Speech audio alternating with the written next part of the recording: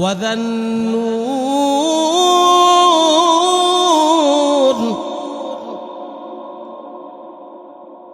আমার বান্দারা বান্দিরা, তোমরা মনোযোগ সহকারে মাছওয়ালার ঘটনা শোনো। ইউনুস আলাইহিস সালাম নিনওয়া নামক শহরে বসবাস করতেন। নিনওয়া নামক শহরে ইউনুস আলাইহিস সালাম বসবাস করতেন। আর ওই নিনওয়া শহরের মধ্যে লোক ছিল 4 লক্ষ লোক। জনসংখ্যা ছিল কয় লক্ষ? 4 লক্ষ। আর নিনওয়া শহরের মধ্যে ইউনুস আলাইহিস সালাম 40 বছর যাবত কালিমার দাওয়াত দিয়েছেন। কয় বছর? 40 বছর। কিন্তু দুঃখের বিষয়, এই 40 বছরের মধ্যে 4 লক্ষ মানুষের মধ্যে একজনও কালিমা পড়ে নাই। 40 বছর কালিমার দাওয়াত দিয়েছেন, আর এই 40 বছরের মধ্যে একজনও কি করে নাই? 4 লক্ষ মানুষের মধ্যে কালিমা পড়ে মুসলমান হয়, ঈমান আনে নাই। আরো দুঃখের বিষয় হচ্ছে, এই মানুষগুলো, নিনওয়া শহরের মানুষগুলো ইউনুস আলাইহিস সালামকে নির্যাতন করত। কিরকম নির্যাতন? ওনাকে রক্তাক্ত করত, মারধর করত। বলেন নাউজুবিল্লাহ। 40 বছর কালিমা তো পড়েই নাই। আল্লাহর পয়গম্বর ইউনুস আলাইহিস সালাতু ওয়াস সালামকে মারধর করতেন, রক্তাক্ত করেছেন। 40 বছর যখন কমপ্লিট হয়ে গেছে, ইউনুস আলাইহিস সালাম আল্লাহকে বলতেছে, আল্লাহ, কোন জাতির কাছে পাঠাইছেন আপনি আমাকে? 40টা বছর তাদেরকে দাওয়াত দিলাম, কালিমা তো পড়লই না, ঈমান তো আনলই না, বরং তারা প্রতিদিন আমাকে নির্যাতন করতে। কেমন নির্যাতন? ফজরের নামাজ পড়ে উনি এশরাকের আমল করে বাসায় ঘুমাইতেন। আর ওই নিনওয়া শহরের যারা প্রভাবশালী নেতা টাইপের ছিল, তারা এসে ইউনুস আলাইহিস সালামের দরজার মধ্যে এভাবে আওয়াজ করেন, টক টক করে আওয়াজ করে ইউনুস আলাইহিস সালামকে ঘর থেকে বাহির করতেন। বাহির করে ওরা নির্যাতন করত, ইউনুস আলাইহিস সালামের শরীরের মধ্যে হাত তুলত। বলেন নাউজুবিল্লাহ। এবার ইউনুস আলাইহিস সালাতু ওয়াস সালাম আল্লাহর কাছে বলতেছেন, রব্বুল আলামিন, 40টা বছর হয়ে গেল আমি তাদেরকে দাওয়াত দিলাম, কেউ দাওয়াত গ্রহণ তো করে না, বরং আমার উপরে নির্যাতন করছে, আমার অত্যাচার করতে করতে আমার শরীরটা একবারে শেষ করে দিছে। আল্লাহ, আপনি কিছু একটা করেন। এবার আল্লাহ তাআলা বলতেছেন, হে ইউনুস, আপনি ধৈর্য ধরেন, আপনি রাগান্বিত হবেন না। আপনি তাদেরকে যে বলেন, আপনি তাদেরকে যে ভয় দেখান, তারা যদি আমার উপর ঈমান না আনে, আপনাকে পয়গম্বর হিসেবে না মেনে নেয়, আমি তাদেরকে গজব দিয়ে ধ্বংস করে দিব।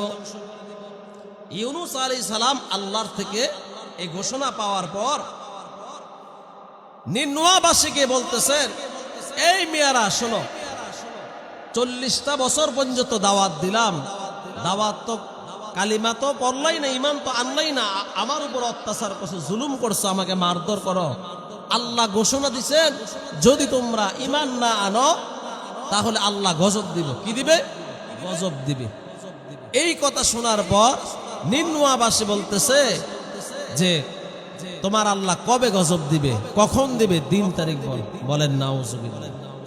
ইউনুস আলাইহিস সালাম বলতেছে, সর্বনাশ, তারা তো গজবকে ভয় পেলেও না, উল্টো আরো ধমক দিয়ে বলতেছে, কবে দিবে, আমরা প্রস্তুত আছি। বলেন নাউজুবিল্লাহ। তোমার আল্লাহ কবে গজব দিবে, আমরা প্রস্তুত আছি, কখন দিবে, দিন তারিখ বলো। ইউনুস আলাইহিস সালাম আল্লাহর কাছে যে বলতেছে, আল্লাহ, কোন জাতির কাছে পাঠাইছেন? আপনি বলছেন তাদেরকে ভয় দেখাইতাম গজবের, তারা বলতেছে আপনি কবে গজব দিবেন, দিনকাল সময় নির্ধারণ করতে। আল্লাহ বলতেছেন, যাও, এবার তুমি তাদেরকে নিনওয়াবাসীকে ঘোষণা দিয়ে আসো, আগামী 3 দিন 3 রাত্র, 3 দিন 3 রাত্র মধ্যে যদি তারা ঈমান না আনে, তাহলে আমি তাদেরকে গজব দিয়ে ধ্বংস করে দিব। ইউনূস আলাইহিস সালাম আল্লাহর এই ঘোষণা পেয়ে নিনওয়ানবাসীকে আবার একত্রিত করে বললেন, তোমরা যদি 3 দিন 3 রাতের মধ্যে আল্লাহর উপর ঈমান না আনো, তাহলে আল্লাহ তাআলা 3 দিন 3 রাতের পরে তোমাদেরকে গজব দিয়ে ধ্বংস করে দিবে, এই নিনওয়া শহরটা ধ্বংস করে দিবে। এই কথাগুলো বলার পর নিনওয়াবাসী কতটা জঘন্য মন মানসিকতার লোক ছিল, কতটা বেহায়াপনা ছিল, উশৃঙ্খল ছিল। নবী পয়গম্বর ইউনূস আলাইহিস সালামের কথাগুলো শোনার পর তারা হাসি তামাশা করতেছে, টিটকারি করতেছে। তারা হাসি তামাশা করতেছে, বলে দেখা যাবে কি গজব আসে, আমরা দেখব, আমরা প্রস্তুত আছি। কি গজব দেয় তোমার আল্লাহ, আমরা প্রস্তুত আছি। এবার ইউনূস আলাইহিস সালাম 2 দিন 2 রাত্র অপেক্ষা করলেন, দেখলেন না কোনো পরিবর্তন নাই। নিনওয়াবাসীর এই 4 লক্ষ মানুষের মধ্যে একজন আল্লাহর উপর ঈমান আনেন নাই, একজন মানুষের পরিবর্তন হয় নাই। ইউনূস আলাইহিস সালাম চিন্তা করতেছে, হায় রে, আল্লাহ গজব দিবেন এটা তো সত্য, আল্লাহ ঘোষণা দিয়েছেন 3 দিন 3 রাতের মধ্যে যদি ঈমান না আনে নিনওয়াবাসীর উপর আল্লাহ গজব দিবেন। ঘটনা সত্য, কথা সত্য, চূড়ান্ত পাইনা। আমি ইউনূস এখানে আর থাকবো না। ইউনূস আলাইহিস সালাম 2 দিন 2 রাতের পর ওনার 2 ছেলে এবং ওনার স্ত্রীকে নিয়ে এই নিনওয়া শহর ছেড়ে চলে গেছেন। কাউকে বলেন না, উনি চলে গেছেন। এবার প্রতিদিন রুটিন অনুযায়ী নিনওয়াবাসী ইউনূস আলাইহিস সালামের ঘরের সামনে আসলো। এসে ইউনূস আলাইহিস সালামের কে অত্যাচার করার জন্য ঘরের সামনে এসে দেখে ইউনূস আলাইহিস সালামের ঘরের মধ্যে তালা মারা, ভিতরে ইউনূস আলাইহিস সালাম নাই। ওরা বলতেছে, কি রে, কি ব্যাপার? এই দৃশ্য দেখে তাদের পেটের মধ্যে একটা মোচড় দিছে। কিরে, 40 বছর ইউনূস আমাদেরকে দাওয়াত দিত আর আমরা তাকে অত্যাচার করতাম, তাকে মারধর করতাম। সে অত্যাচার শিকার হয়ে, মারধরের শিকার হয়ে সে কোনোদিন পলায় নাই, যায় নাই, এই ঘরের মধ্যে থাকতো। কিন্তু আজকে সে ঘরের মধ্যে তালা মেরে তার সন্তান স্ত্রী নিয়ে চলে গেছে। তাদের মধ্যে একটু ভয় কাজ করছে, তারা একটু আস্তে আস্তে একটু দুর্বল হইতেছে। এবার তারা লোকদেরকে খবর দিল, ইউনূসকে তোমরা পুরা শহরের মধ্যে তালাশ করে দেখো ইউনূসকে কোথায় পাওয়া যায় কিনা। কারণ তাদের মধ্যে একটা ভয় কাজ করতেছে। 40 বছর যে ব্যক্তি মায়ের খেয়ে নির্যাতনের শিকার হয়ে এই ঘরের মধ্যে থাকতো, আজকে উনি গজবের কথা বলে 3 দিন 3 রাত্রের মধ্যে 2 দিনের দিন উনি চলে গেছে। এবার তাদের মধ্যে একজন লোক বলতেছে, এই মেয়েরা শোনো, আমি কিছু কিতাবাদি পড়ছি, আগের নবীদের ঘটনা আমি কিছু পড়ছি। যে এলাকার মধ্যে আল্লাহ গজব দেন ওই এলাকার মধ্যে নবীরা থাকে না। আমি কিতাবাদি কিছু পড়ছি, শোনো, যে এলাকার মধ্যে আল্লাহ তাআলা গজব দেন ওই এলাকার মধ্যে নবীরা থাকে না। ওই এলাকার থেকে আল্লাহ তাআলা নবীদেরকে নিরাপদ স্থানে নিয়ে যায়। এবার তাদের মধ্যে ভয় আরো কাজ করতেছে। এরকম করতে করতে দিন চলে গেছে, রাত্রি চলে আসলো। ইউনূস আলাইহিস সালামকে আর খুঁজে পাই না। পরের দিন সকালবেলা সকল মানুষ দেখলো, সকালবেলা আকাশের রং পরিবর্তন হয়ে গেছে। আকাশের রং পরিবর্তন হয়ে গেছে। আকাশ থেকে ভয়ঙ্কর বিকট শব্দ আসতেছে। গজব তারা নিজ চোখে দেখতেছে। গজব শুধু আসে নাই, তারা নিজেও দেখতেছে। এবার নিনওয়াবাসী পাগলের মতো ছুটাছুটি করতেছে। হায়রে, ইউনূস তো আমাদের জন্য রহমত ছিল। ইউনূস আমাদেরকে বলছিল 3 দিন 3 রাত্রের মধ্যে যদি আমরা ঈমান না আনি তাহলে আল্লাহ তাআলা গজব দিবেন। ঠিকই তো ইউনূসের কথা তো সত্য হয়ে গেছে। 3 দিন 3 রাত্রির পরে আকাশের রং পরিবর্তন হয়ে গেছে। আকাশ বিরক্তিকর ভয়ঙ্কর ভয়ঙ্কর শব্দ দিতেছে। পুরো আকাশ অন্ধকার নীলাচ্ছকার হয়ে গেছে। চতুর্দিকে গজবের আকৃতি ধারণ করেছে। নিনওয়াবাসী এই গজব থেকে পাগলের মতো চিল্লাচিল্লি করতেছে। আর তারা বলতেছে, হাইরে, যদি আমরা ইউনূসের কথা শুনতাম, যে ইউনূস নবীকে আমরা 40টি বছর পর্যন্ত নির্যাতন করেছি, অত্যাচার করেছি, মারধর করেছি, সেই ইউনূস আমাদের জন্য রহমত ছিল, আমরা বুঝলাম না, আমরা চিনতে পারলাম না। এবার এই কথা বলতেছে। তাদের মধ্যে ওই যে ব্যক্তিটা কিছু কিতাবাদি পড়ছে, সে বলতেছে, শোনো শোনো, এখন আমরা ইউনূস নবীকে খুঁজেও পাবো না। এখন যদি আমরা এই অবস্থায় থাকি তাহলে আল্লাহর গজব একটু পর পুরাপুরি এসে আমাদের এই নিনওয়াবাসীকে ধ্বংস করে দিবেন। এবার তারা সকলেই পরামর্শ করতেছে, কি করা যায়? এখন তো আমরা ইউনূস নবীকে পাবো না, ইউনূস নবী তো নাই। ইউনূস নবী কি চলে গেছে না? ইউনূস নবীকে পাওয়া সম্ভব নয়। এবার তারা সিদ্ধান্ত নিলেন, পুরা নিনওয়াবাসী সকল মানুষকে বললেন, তোমরা সকলেই উন্মুক্ত জায়গার মধ্যে আসো। সকল মানুষকে উন্মুক্ত জায়গার মধ্যে একত্রিত করলেন।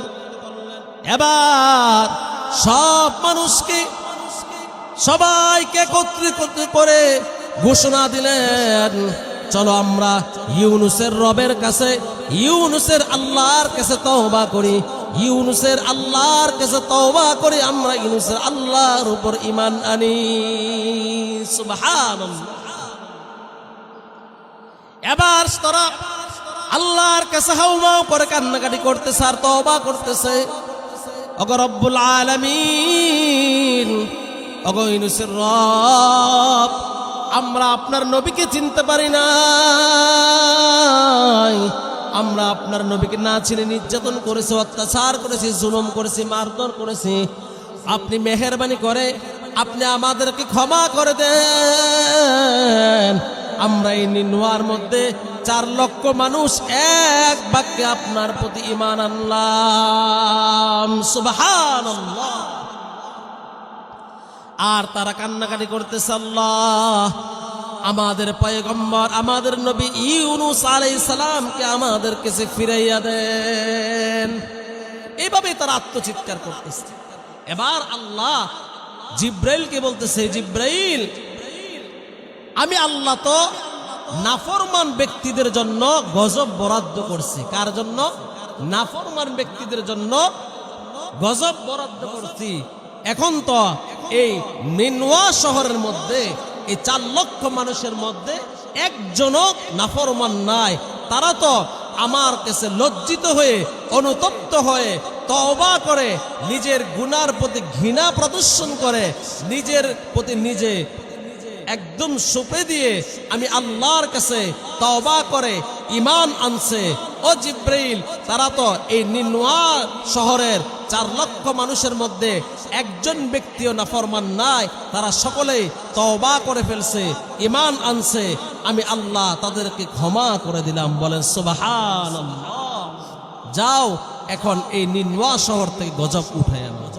সুবহানাল্লাহ। সঙ্গে সঙ্গে গজব চলে গেছে। গজব আল্লাহ তাআলা উঠে নিয়েছেন। নিনওয়া শহরের মানুষ দেখলেন আকাশ স্বাভাবিক হয়ে গেছে, আকাশ স্বাভাবিক হয়ে গেছে, আর আকাশ ভয়ঙ্কর শব্দ করে না। নিনওয়া শহরের মানুষ বুঝে ফেলছে আল্লাহ তাআলা আমাদের প্রতি রাজি খুশি হয়ে গেছেন, আমাদের তওবা কবুল করেছেন, আল্লাহ তাআলা আমাদেরকে ক্ষমা করে দিয়েছেন। সুবহানাল্লাহ।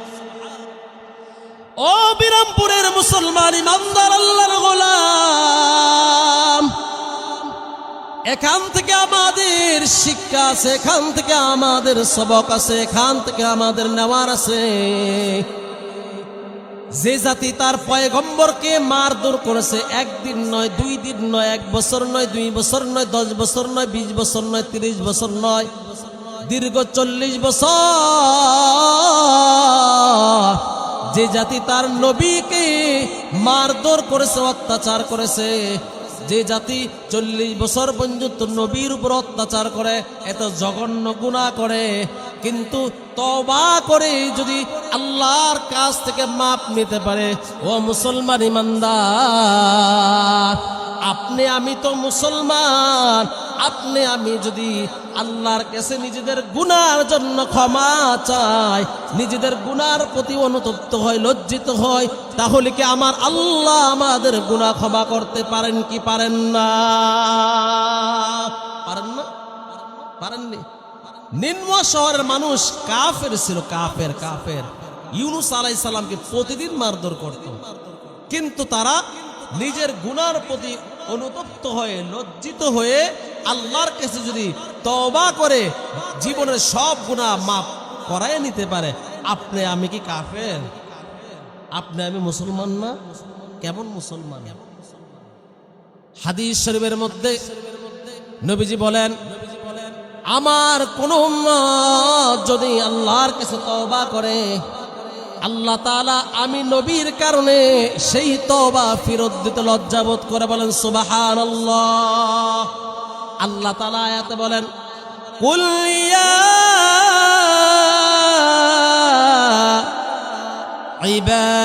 ইবাদিয়াল্লাযীনা আসরাফু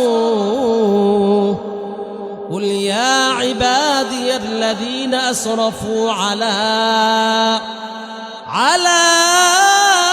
أنفسهم لا تقنطوا من رحمة الله। الله تعالى বলেন, لا تقنطوا من رحمة الله।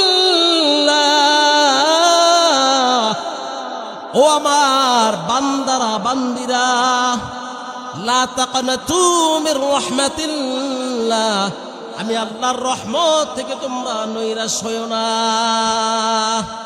লা তাকনাতু মির রাহমাতিল্লাহ। কত গুনাহ করছো, জমিন থেকে আসমান, আসমানের চাইতে বেশি, সাগরের পানির চাইতে বেশি, ফেনা সাগরের পানির চাইতে ফেনার চাইতে বেশি গুনাহ করে ফেলছো। এই আসমান জমিন, 14টা আসমান জমিনের পৃথিবীর চাইতে বেশি গুনাহ করছো।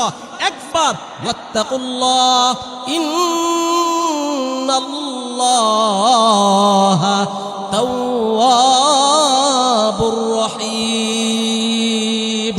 আমি রহমান রহিমের কাছে, আমি আল্লাহর কাছে যদি একবার তওবা করো, আমি আল্লাহ তোমার জীবনের পিছনের সব গুনাহগুলো ক্ষমা করে দিব। বলেন সুবহানাল্লাহ।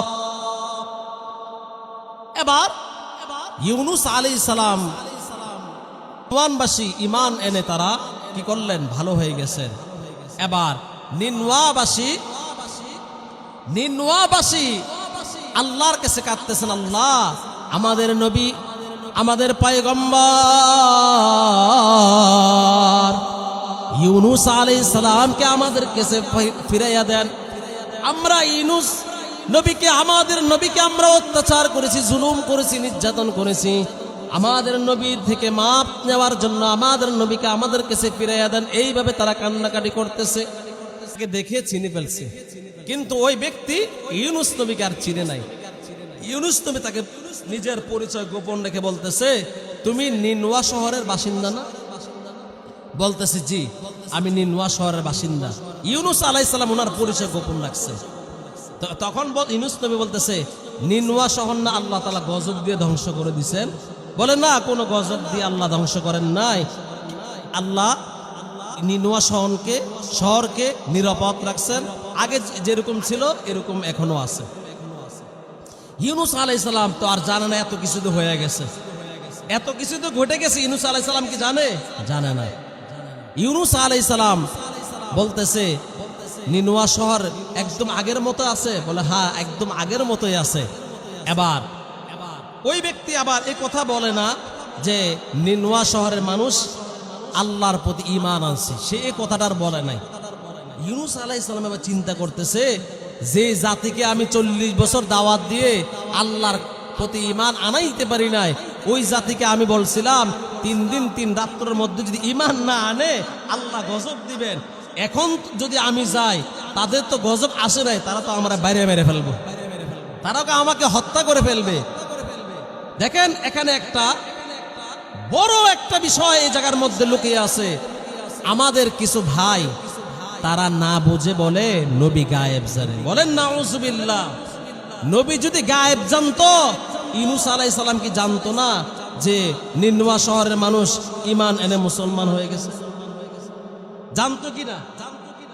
নবীরা কি গায়েব জানে? ব্যাককলরা বুঝে কম লাফাই বেশি, বুঝে কম লাফাই বেশি। নবীরা কি গায়েব জানে? আল্লাহ এবং নবী দুজনই যদি গায়েব জানে, তাহলে কি দুজন এক সমান হয়ে যায় না? আল্লাহর নবী কি সমান? আল্লাহর নবী কি সমান? সমান না। ইউনূস আলাইহিস সালাম চিন্তা করতেছে, হায়রে যদি এখন আমি নিনওয়া শহরে ফিরত যাই, তারা তো আমাকে হত্যা করে ফেলবে। কারণ ইউনূস নবী তো জানে না তারা যে ঈমান আনছে, তারা যে মুসলমান হয়ে গেছে, আল্লাহর প্রতি ঈমান আনছে, উনি এটা আর জানে না। আর ওই লোকটাও এই কথা বলেও নাই। ইউনূস আলাইহিস সালাম সিদ্ধান্ত নিলেন, আমি বিদেশ চলে যাব, এই দেশে আর থাকবো না। নিনওয়া শহরের কোনো মানুষ যদি আমাকে এখানে থেকে আমাকে হত্যা করে ফেলবে, আল্লাহর পক্ষ থেকে কোনো মেসেজ আসে নাই, আল্লাহর পক্ষ থেকে কোনো ইহলাম ওহী আসে নাই। উনি নিজে নিজে সিদ্ধান্ত নিয়েছে আমি আর এখানে থাকবো না। যদি নিনওয়া শহরের মানুষ আমাকে দেখে তাহলে আমাকে আর বাঁচতে দিবে না। উনি সিদ্ধান্ত নিছে আমি আর এখানে থাকবো না। উনি সিদ্ধান্ত নিলেন, 2 ছেলে এবং স্ত্রীকে নিয়ে উনি রওনা দিছেন। হাজার হাজার বছর আগের ওয়াকিয়া ঘটনা বলতেছি, কোরআন থেকে কিচ্ছা কাহিনী কোরআনের মধ্যে কম নাই। 500 আয়াত আছে বিধিবিধান, 500 আয়াত আছে কি বিধিবিধান, 6000 আয়াত আছে কিচ্ছা। কিচ্ছা মানে ঘটনা। কার ঘটনা? বাবার ঘটনা, দাদার ঘটনা, হ্যাঁ পীর সাহেবের ঘটনা, যায় নামাজ উড়াল দিয়ে চলে গেছে এই ঘটনা না। হযরত ইউসুফ আলাইহিস সালামের ঘটনা, আদম আলাইহিস সালামের ঘটনা, নূহ আলাইহিস সালামের ঘটনা, আমাদের নবীজির ঘটনা, হযরত জাকারিয়া আলাইহিস সালামের ঘটনা, ঈসা আলাইহিস সালামের ঘটনা, সমস্ত নবীদের ঘটনা। অর্থাৎ 6000 আয়াত আছে শুধু নবীদের ঘটনা কিচ্ছা। বাপদাদার ঘটনা বলার সময় আছে? 6000 আয়াত তো আল্লাহ ঘটনায় দিয়ে রাখছে। এ কারণে আল্লাহ বলছেন ওয়াজান্নুন, মাছওয়ালার ঘটনা মনোযোগ সহকারে শোনো। আয়াতের ধারাবাহিকতা আমি চলে আসছি। ইউনূস আলাইহিস সালাম নিজে নিজে সিদ্ধান্ত নিলেন বিদেশ চলে যাবেন। আর ওই দিক দিয়ে আল্লাহ তাআলা বলতেছেন ওয়াযান্নুনি ইয যাহাবা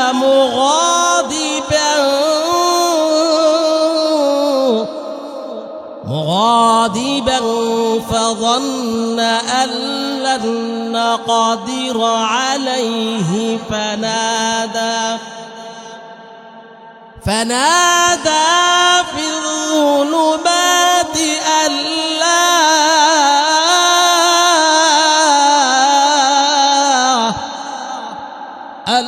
لا إله إلا أنت سبحانك إني كنت من الظالمين।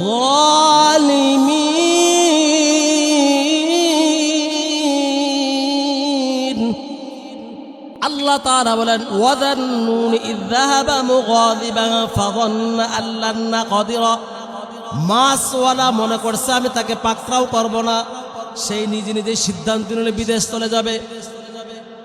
এবার ইউনূস আলাইহিস সালাম ওনার স্ত্রীকে 2 সন্তানকে রওনা হলেন। রাস্তার মধ্যে একদল ডাকাত সন্ত্রাসী ওনাকে আটকালো, বলল আপনার স্ত্রীকে দিয়ে দেন। আমাদের এই প্রদেশের রাজার নিয়ম হচ্ছে কেউ যদি এদিক দিয়ে সুন্দরী স্ত্রী নিয়ে যায় তাকে প্রথম আমার রাজার কাছে থাকতে হয়। বলেন নাউজুবিল্লাহ। আপনি আপনার সন্তানকে নিয়ে ফেরত যেতে পারবেন, কিন্তু স্ত্রীকে নিয়ে যেতে পারবেন না। অনেকক্ষণ বার্গেনিং করার পর এবার স্ত্রী বলতেছে, ও পয়গম্বর, আপনি আপনার 2 সন্তানকে নিয়ে চলে যান, আমাকে আল্লাহর উপরে হেফাজত করে আল্লাহর উপর ছেড়ে দেন। বলেন না সুবহানাল্লাহ। আল্লাহর উপর ছেড়ে দেন আমাকে। এটা কি এমনি এমনি হয়েছে? ওনার স্ত্রীকে কি এমনি এমনি আটকে দিছে? না, ওই যে আল্লাহ বলতেছেন, ওয়াযান্নুনি ইয যাবা মুগাদিবান, মাসওয়ালা মনে করছে আমি তাকে পাকড়াও করব না, ওই পাকড়াও করছে নি, বউ আটকাইলেছে। এবার 2 সন্তানকে নিয়ে উনি চলে গেলেন। 2 সন্তানকে নেওয়ার পরে জাহাজে উঠবেন। হাজার হাজার বছর আগের ওয়াকিয়া ঘটনা। কোমর হাঁটু সমান পানি পের খেয়ে জাহাজে উঠতে হয়। আগে দেখছেন না, লঞ্চে ট্রলারে উঠতে হইলে আগে পানি ভিজতে হয়। উনি ওনার বড় সন্তানটাকে পারে রাখছে, পারে রাইখা ছোট ছেলেটাকে কোলে নিয়ে রশি দিয়ে জাহাজে ওঠে না পানি দিয়ে। যখনই উনি ওনার সন্তানকে নিয়ে পানিতে নামছেন, শান্ত পানিটা অশান্ত হয়ে গেছে, পানির স্রোত বেড়ে গেছে। এত স্রোত, ওনার সামনে ওনার কোল থেকে পানির স্রোত ওনার ছোট্ট বাচ্চাটাকে নিয়ে গেছে। আর এই অবস্থা যদি কোনো বাবা কোল থেকে যদি পানির স্রোতে নিয়ে যায়, আর তাকিয়ে দেখেন পারে যে সন্তানটা রাখছে ওই সন্তানটাকে ভাগে নিয়ে দৌড় দিছে। এবার বলেন তো, একটা বাবা নিজ কোল থেকে ছোট বাচ্চা পানির স্রোতে হারিয়ে গেছে, আর চোখের সামনে ভাগ সন্তানটা নিয়ে গেছে, বাবার কেমন কষ্ট। এটাকে ওয়াজ করে বোঝান লাগবে, এটাকে ওয়াজ করে বর্ণনা করতে হবে। তখন ইউনুস আলাইহিস সালাম মনে মনে বুঝে গেছেন, আল্লাহ আমাকে পাকড়াও করে ফেলছেন, আল্লাহ আমাকে কি করছেন, পাকড়াও করতেছেন। ইউনুস আলাইহিস সালাম মনে মনে বুঝে গেছেন। এবার ইউনুস আলাইহিস সালাম জাহাজের মধ্যে উঠলেন, জাহাজ ছেড়ে দিয়েছে। যখনই জাহাজ সাগরের মাঝখান দিয়ে যাচ্ছে, অতিক্রম করলো, কোরআনের ঘটনা বলতেছে, কোরআন থেকে জাহাজটা সাগরের মাঝখানে ঘুরতেছে। যেইভাবে পাখা চারলে পাখা ঘুরতে থাকে, জাহাজটা ঘুরতেছে। তখন ওই জাহাজের মধ্যে সব হলো কাফের, কোনো মুসলমান নেই। তারা কাফের হলেও তাদের বুদ্ধি ছিল কিন্তু গভীর, কারণ তাদের মেধা ভালো ছিল। আমাদের তো এখন মেধা কম, আমাদের ব্রেন কম, কারণ আমরা গুনাহ করি বেশি, চোখের গুনাহ বেশি। তাদের তো আর চোখের গুনাহ ছিল না, চোখের গুনাহ ছিল, তাদের চোখের গুনাহই ছিল না। তারা বলতেছে, নিশ্চয় আমাদের এই জাহাজের মধ্যে এমন কোন গোলাম আছে যে মালিক থেকে পলায়ন করে আসছে, যে মালিক থেকে পলায় আসছে। তারা এটা বুঝেছে, আগে তো মানুষ বিক্রি হইতো, কৃতদাস বিক্রি হইতো না, তারা সেটা বুঝেছে। তখন ইউনুস আলাইহিস সালাম বলতেছে, গোলাম আমি, গোলাম আমি। তখন ওরা বলতেছে, না, আপনি গোলাম হতে পারেন না, আপনার চেহারা এত সুন্দর, আপনার চেহারার মধ্যে এত নূর, আপনি এত সুন্দর ব্যক্তি, গোলাম এত সুন্দর ব্যক্তি হতে পারে না। কারণ আল্লাহ যেই জমানায় যেই নবী পাঠাইতেন, ওই নবী ওই জমানার মধ্যে সবচেয়ে সুন্দর দিয়ে আল্লাহ বানাইতেন। বলেন সুবহানাল্লাহ। তারা বলতেছে, আপনি গোলাম হতে পারেন না। ইউনুস আলাইহিস সালাম তো সব বুঝেই ফেলছেন, আল্লাহ আমাকে পাকড়াও করে ফেলছে। এবার জাহাজের কেউ বিশ্বাস করে না। এবার জাহাজের মধ্যে তারা পরামর্শ করলো, যাকে গোলামের মতো দেখা যাবে তাকে আমরা ইটা দিয়ে পানিতে ফালাই দেব। ইউনুস আলাইহিস সালাম বলতেছে, এটা কি মগের মুল্লুক? একজন মানুষকে গোলামের মতো দেখা যাবে আর তারে হাত পা ধরে পানির মধ্যে ফালাই দেবে, এটা কি ন্যায় বিচার হতে পারে? ইউনুস আলাইহিস সালাম তাদেরকে পরামর্শ দিলেন, না, আপনারা এক কাজ করেন, লটারি দেন, লটারির মধ্যে যার নাম উঠবে তাকে পানিতে ফালাই দিন। এবার ওনারা সবাই নাম লেখে লটারি দিছেন। লটারির মধ্যে বিসমিল্লাহ বলে ইউনুস নবীর নামটা সবার আগে উঠে গেছে। এবার ওনারা বলতেছে, না না, এটা ভুলে উঠছে, এরকম ব্যক্তি গোলাম হতে পারে না, এটা ভুলে উঠছে। এরকম করতে করতে 10 বার লটারি দেওয়া হয়েছে, 10 বারে ইউনুস আলাইহিস সালামের নাম উঠছে। এবার জাহাজের সকল লোক বলতেছে, হুজুর, অনেক চেষ্টা করছে আপনাকে বাঁচানোর, আর সম্ভব না, আপনার হাতেও ধরি পায়ে ধরি ইটা দিয়ে ফানিত ফালাইয়া দিয়ে। যখন ইউনুস আলাইহিস সালামের পাও হাত ধরে জাহাজ থেকে ফেলে দিছেন, পানিত পড়ে নাই, সঙ্গে সঙ্গে কোথায় পড়ছেন? মাছের পেটের মধ্যে। কোথায় পড়ছেন? মাছের পেটের মধ্যে। ওই যে আল্লাহ বলছেন ওয়াযান্নুনি যাহাবা মুগাদিবান فظن أن لن نقدر عليه فنادى في الظلمات أن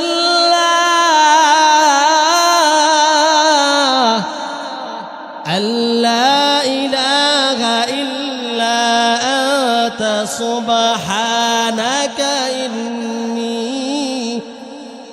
إني كنت من الظالمين।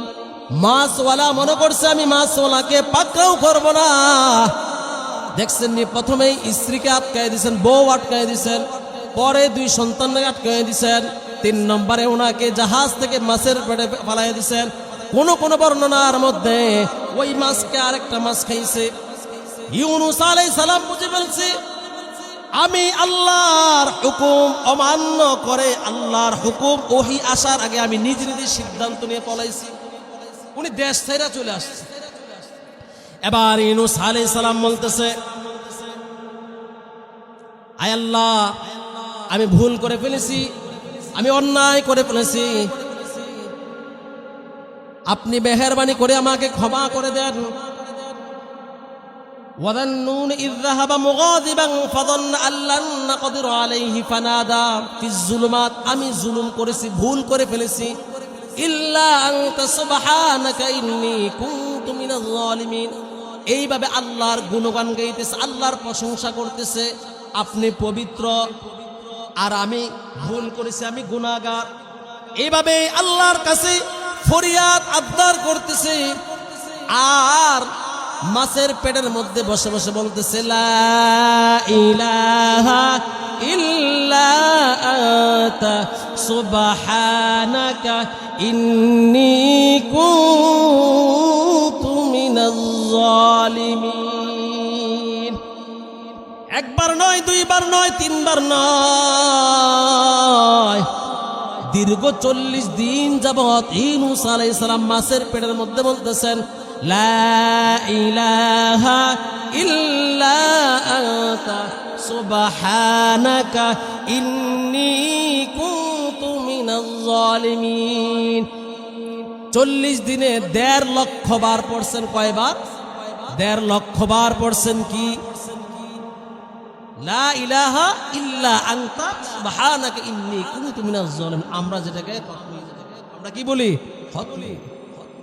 এবার আল্লাহ তাআলা বলতেছেন আয় জিবরাইল, আমার পয়গম্বর, আমার বন্ধু, আমার নবী, সে নিজের ভুল বুঝতে পেরেছে, অনুশোচনা করেছে, অনুতপ্ত হয়েছে, আমি আমার বন্ধুকে রক্ষা করব। আল্লাহ তাআলা বলেন পরেতে ফাস্তাজাবনা লাহু ওয়া নাজ্জাইনাহু মিনাল গাম ওয়া কাযালিকা নুজিল মুমিনিন। ইতিহাস করে দিয়েছে আল্লাহ। আল্লাহ বলেন আমি ইউনুসকে একদম অক্ষ অবস্থায়, সুস্থ অবস্থায় রক্ষা করেছে। বলেন সুবহানাল্লাহ। ইউনুস আলাইহিস সালামকে কি অবস্থায় রক্ষা করছেন? সুস্থ অবস্থায়, অক্ষ অবস্থায়। আচ্ছা বলেন, যেই মাছ মানুষ খায় এটা কি বাঁচার কথা? সাপে যদি মানুষ খায় এটা বাঁচার কথা? আগুনে যদি মানুষ খায় এটা বাঁচার কথা? পানি যদি মানুষকে খেয়ে ফেলে এটা কি বাঁচার কথা? বাঁচার কথা না। কিন্তু আল্লাহ বলেন আমি মাছকে খাওয়ার অনুমতি দিয়েছি, গিলার অনুমতি দেই নাই। ফাস্তাজাবনা লাহু ওয়া নাজ্জাইনাহু মিনাল গাম ওয়া কাযালিকা নুজিল মুমিনিন।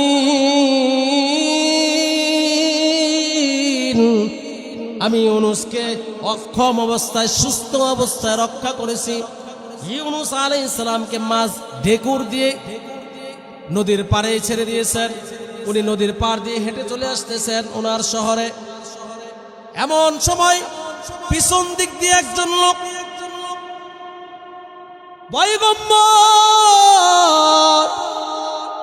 পয়গম্বর শব্দ বলে ওনাকে সম্বোধন করলেন, উপাধি দিলেন যে আমার নবী, আমাদের নবী আপনি ইউনুস আলাইহিস সালাম। এতদিন কোথায় ছিলেন? ইউনুস আলাইহিস সালাম চিন্তা করলেন, কিরে, যেই জাতিকে আমি 40 বছর পর্যন্ত কালিমার দাওয়াত দিয়া ঈমান আনাইতে পারলাম না, আমি মাছের পেটে 40 দিন ছিলাম মুসিবতের মধ্যে, আর এখন সে আমার পয়গম্বর বলে ডাকে। ঘটনা বলে, ঘটনা কি? বলে শুনেন, আমার বাড়িতে আসেন। ওনার বাড়িতে গেলেন, যাওয়ার পরে দেখলেন ওই যে ছেলেটা পানির স্রোতে চলে গেছে, ওই ছেলেটা উনি একজন জেলে মাছ ধরে, তো ওনার জালের মধ্যে ওনার সন্তানটা আটকেছে। তো উনি ওনার ছেলেটাকে ওনার ঘরের মধ্যে আশ্রয় দিয়ে রাখছে। সুবহানাল্লাহ। করাইছেন কে? আল্লাহ। এবার ইউনুস আলাইহিস সালামকে বলতেছে, আপনি জানেন আপনার শহর নিনওয়া শহরের আপনার 4 লক্ষ উম্মত আছে। বলেন সুবহানাল্লাহ। আমরা, আপনি যে বলছিলেন যে 3 দিন 3 রাত্রের মধ্যে যদি ঈমান না আনি আল্লাহ গজব দিবেন, ঠিকই 3 দিন 3 রাত্রের পরে আল্লাহ গজব দিয়েছিলেন। আমরা এই নিনওয়াবাসী 4 লক্ষ লোক একসাথে আল্লাহর কাছে তওবা করেছি, আল্লাহর কাছে আমরা মাপ চেয়েছি। আল্লাহ আমাদের তওবা শুনছেন, আল্লাহ আমাদেরকে ক্ষমা করে দিয়েছেন। আমরা 4 লক্ষ লোক নিনওয়ানবাসী আল্লাহর প্রতি ঈমান আনেছি এবং আপনাকেও আমরা নবী হিসেবে মেনেছি। আপনাকে আমরা না বুঝে অত্যাচার করেছি, জুলুম করেছি, মেহেরবানি করে আপনি আমাকে ক্ষমা করে দেন, আপনি আমাদের শহরে চলে আসেন। সুবহানাল্লাহ। তাহলে আমাদের কি হয়েছে? নিনওয়ানবাসী যদি এত জঘন্য অপরাধ করে, নবীর উপর আক্রমণ করে, নবীকে নির্যাতন করে যদি ক্ষমা পায়, ও মুসলমান ইমানদার আল্লাহর গোলাম, আমরা কেন তওবা করে আল্লাহর কাছ থেকে মাপ নিতে পারি না? আমাদের কি তওবা করলে আল্লাহ কবুল করবেন না? আল্লাহ নিজে বলতেছেন, আমি প্রতিদিন প্রথম আসমানে এসে তোমাদেরকে ডাকি, ও বিরামপুরের মুসলমান, কার কি সমস্যা? তোমার বাবা অন্ধকার কবরের মধ্যে শুয়ে আছে, তোমার মা অন্ধকার কবরের মধ্যে শুয়ে আছে, তোমার দাদা, তোমার দাদি, তোমার নানা, তোমার নানি, তোমার সন্তান, তোমার ভাই, তোমার বোন অন্ধকার কবরের মধ্যে শুয়ে আছে। জানো না এর মধ্যে কতজন গুনাহ করে নিজের কবরটাকে জাহান্নামের আগুন দিয়ে ভরে ফেলছে? কতজনের কবরের মধ্যে জাহান্নামের আগুন জ্বলে, কতজনের কবরের মধ্যে সাপ বিচ্ছু ভরপুর। ও বিরামপুরের মুসলমানেরা, তোমরা কি একবার আমি আল্লাহর কাছে লা তাকনাতু মির রাহমাতিল্লাহ, তোমরা কি একবার আমি আল্লাহর রহমতের দিকে এসে ইন্নাল্লাহা তাওয়াবুর রহিম, একবার কি আমি আল্লাহর কাছে তওবা করতে পারো না? তোমরা নৈরাশ হইও না যে এত গুনাহ করেছো, আমি আল্লাহ ক্ষমা করব কিনা। না না না না, আমি আল্লাহ আরো কত বড় পাপীদেরকে ক্ষমা করি, তোমাদের ধারণাও নাই। একজন ব্যক্তি ব্যাপারে মুসা কালিমুল্লাহ, মুসা আলাইহিস সালাম বলতেছে, আল্লাহ আমার উম্মতের মধ্যে সবচেয়ে খারাপ ব্যক্তিটাকে আমি একটু দেখতে চাই, আমার উম্মতের মধ্যে সবচেয়ে খারাপ ব্যক্তিকে আমি একটু দেখতে চাই। আল্লাহ বলছে, মুসা ঠিক আছে, তুমি 3 রাস্তার মধ্যে দাঁড়িয়ে থাকো। 3 রাস্তার মোড় দিয়ে যে ব্যক্তিটা যাবে সর্বপ্রথম ফজরের পরে, ওই ব্যক্তিটাই তোমার উম্মতের মধ্যে সবচেয়ে খারাপ ব্যক্তি, গুনাহগার ব্যক্তি। মুসা আলাইহিস সালাম পাহাড়ের উপরে বসে আছে, কে রে আমার উম্মতের মধ্যে সবচেয়ে খারাপ ব্যক্তি? তোর কারণে আল্লাহ ওয়ারিং দিয়েছে, তোকে একটু দেখতে চাই, তোকে সাইজ করা লাগবে। মুসা আলাইহিস সালাম দেখলেন একজন ব্যক্তি তার ছোট্ট একটা সন্তানকে কোল নিয়ে যাইতেছে। মুসা আলাইহিস সালাম বলে, তুমি আমার উম্মতের মধ্যে সবচেয়ে খারাপ মানুষ, ঠিক আছে তোমাকে আমি দেখে রাখবো। দেখে রাখলাম, তোমাকে আমি দেখে রাখলাম। এবার মুসা আলাইহিস সালাম আল্লাহর কাছে আবার আবদার করলেন, ওগো রব্বুল আলামিন,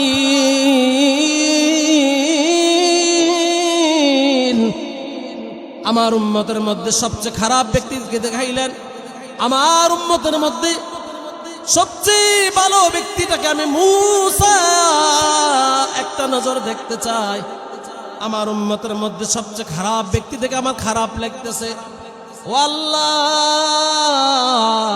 মেহেরবানি করে আমার কওমের মধ্যে যে ব্যক্তিটা সবচেয়ে ভালো তাকে একটু দেখাইয়া দেন, না হয় আমার কলিজা ঠান্ডা হবে না, আমার মধ্যে শান্তি আসবে না। এবার আল্লাহ বলতেছ, মুসা ঠিক আছে, মাগরিবের নামাজ পড়ে এই রাস্তার মধ্যে তুমি দাঁড়িয়ে থাকবা। এই রাস্তা দিয়ে যেই ব্যক্তিটা মাগরিবের নামাজের পরে যাবে সেই হলো তোমার উম্মতের মধ্যে সবচেয়ে ভালো ব্যক্তি। মুসা আলাইহিস সালাম মাগরিবের নামাজ আদায় করলেন, পাহাড়ের কোনায় দাঁড়িয়েছেন। কে রে আমার উম্মতের মধ্যে সবচেয়ে ভালো ব্যক্তি? তোর চেহারাটা, খুশনসিবটা একটু দেখতে চাই। মুসা আলাইহিস সালাম এবার নামাজ পড়ে পাহাড়ের চূড়ায় চিপার মধ্যে দাঁড়িয়েছেন লুকাইয়া। দেখলেন সকালবেলা যে ব্যক্তিটা তার সন্তানকে নিয়ে এই রাস্তা দিয়ে গেছে, আর আল্লাহ উপাধি দিয়েছে, আল্লাহ ঘোষণা দিয়েছে আমার উম্মতের মধ্যে সবচেয়ে খারাপ ব্যক্তি এই ব্যক্তিটা। মুসা আলাইহিস সালাম অবাক হয়ে গেলেন, মুসা আলাইহিস সালাম আশ্চর্য হয়ে গেলেন, এটা কিভাবে সম্ভব, এটা কিভাবে সম্ভব, এটা কিভাবে সম্ভব? যে ব্যক্তিকে আল্লাহ নিজে বললেন সকালবেলা সবচেয়ে ঘৃণিত ব্যক্তি, খারাপ ব্যক্তি, গুনাহগার ব্যক্তি, জালেম ব্যক্তি, এই ব্যক্তিটা আবার কিভাবে মাগরিবের নামাজের পরে আমার উম্মতের মধ্যে সবচেয়ে শ্রেষ্ঠ মুত্তাকিন ফরজগার ব্যক্তি হতে পারে? মুসা আলাইহিস সালাম পেরেশান হয়ে গেলেন, আশ্চর্য হয়ে গেলেন, সিজদার মধ্যে পড়ে গেলেন। ওগো রব্বুল আলামিন, তোমার কুদরতি খেলা আমি মুসা বুঝতে পারি না। ও আল্লাহ, তুমি নিজে বললা সকালবেলা সবচেয়ে ঘৃণিত ব্যক্তি, খারাপ ব্যক্তিটাকে সন্ধ্যার পরে আবার সবচেয়ে ভালো ব্যক্তি, এটা কিভাবে সম্ভব? আল্লাহ তাআলা বলতেছে, মুসা তুমি জানোনি তোমার এই ব্যক্তিটা সকাল থেকে দুপুর পর্যন্ত সবচেয়ে খারাপ ব্যক্তি ছিল, সবচেয়ে নিকৃষ্ট নাফরমান ব্যক্তি ছিল, জাহান্নামীদের খাতার মধ্যে, লিস্টির মধ্যে তার নাম ছিল। কিন্তু দুপুর বেলা এমন কাজ করেছে যে কাজের কারণে সে আমার মধ্যেই সবচেয়ে পছন্দের ব্যক্তি হয়ে গেছে। বলেন সুবহানাল্লাহ। তার নামটা আমি আল্লাহ নিজে কুদরতি ভাবে জান্নাতি খাতার মধ্যে লিখে দিয়েছে। বলেন সুবহানাল্লাহ। মুসা আলাইহিস সালাম বলে, আল্লাহ কি এমন আমল করলো, কি এমন কাজ করলো? আল্লাহ তাআলা বলেন, মুসা শোনো, সকালবেলা দেখছিল তার ছোট বাচ্চাটাকে নিয়ে যাচ্ছিল, তার বাচ্চাটা এই রাস্তা দিয়ে গভীর জঙ্গলের মধ্যে দিয়ে পার হইতেছে। তখন ছোট মানুষ বাবার সাথে বেশি কথা বলে না, ছোট বাচ্চাদেরকে কোলে নিয়ে দেখবেন নানান প্রশ্ন করে, এই যে মাহফিলে আনবেন বিভিন্ন প্রশ্ন করবে আপনাকে। এটা বাচ্চাদের একটা তবিয়ত, এটা অভ্যাস, এটা তাদের একটা আদত। ওই সন্তানটা বাবাকে বলতেছে, বাবা এত বড় জঙ্গল, 1 ঘন্টা হাঁটছি, জঙ্গল কি আরো বড়? বাবা বলে আরো বিশাল বড়। সন্তান প্রশ্ন করতেছে, বাবা জঙ্গলের চাইতে কি আরো বড় কোনো কিছু আছে কিনা? বাবা বলতেছে, হ্যাঁ জঙ্গলের চাইতে আরো বড় হচ্ছে নদী। সন্তান আবার প্রশ্ন করে, নদীর চাইতে আরো বড় কিছু আছে কিনা? বলেন হ্যাঁ নদীর চাইতে সাগর বড়। সাগরের চাইতে আরো কোনো বড় কিছু আছে কিনা? বলে হ্যাঁ সাগরের চাইতে আরো বড় আসমান। আসমানের চাইতে আরো বড় কিছু আছে কিনা? বলে। এবার বাবা কান্না করে দিয়েছেন। এবার বাবা নিজের আর চোখের পানি ধরে রাখতে পারলেন না। বাবা সন্তানকে বলতেছে, শোনো শোনো শোনো, এই জঙ্গলের চাইতে বড় নদী, নদীর চাইতে বড় সাগর, সাগরের চাইতে বড় আসমান, কিন্তু আসমানের চাইতে আমার গুনাহ বেশি।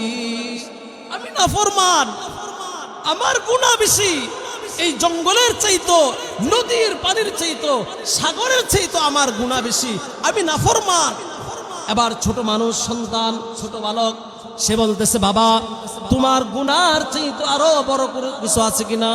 এবার বাবা দীর্ঘ একটা আশা নিয়া, দীর্ঘ একটা আশ্বাসের শ্বাস নিয়া এবার বাবা বলতেছে হ্যাঁ, জঙ্গলের চাইতো, নদীর চাইতো, সাগরের চাইতো, আসমানের চাইতো, আমার গুনার চাইতো আমার আল্লাহর রহমত বড়। বলেন সুবহানাল্লাহ। এই কথাটা যখন তার দিল থেকে, অন্তর থেকে বলেছে, আমার মালিক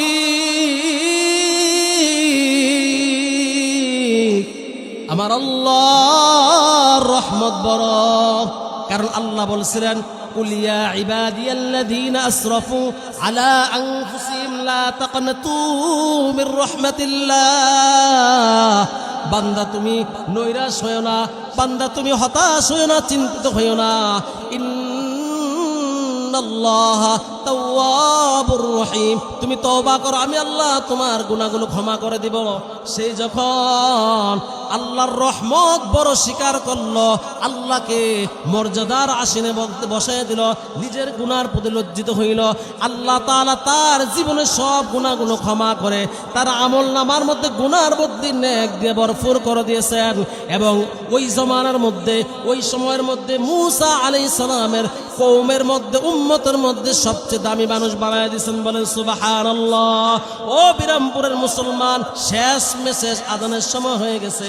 আমরাও যদি তওবা করি তাহলে আল্লাহ তাআলা এই মাহফিলের উসিলাও আল্লাহ আমাদের জীবনের সব গুনাহগুলো ক্ষমা করে দিবেন। বলেন সুবহানাল্লাহ। আল্লাহ তাআলা আমাদেরকে কথাগুলো বোঝার এবং আমল করার তৌফিক দান করে। সকলে বলেন আমিন।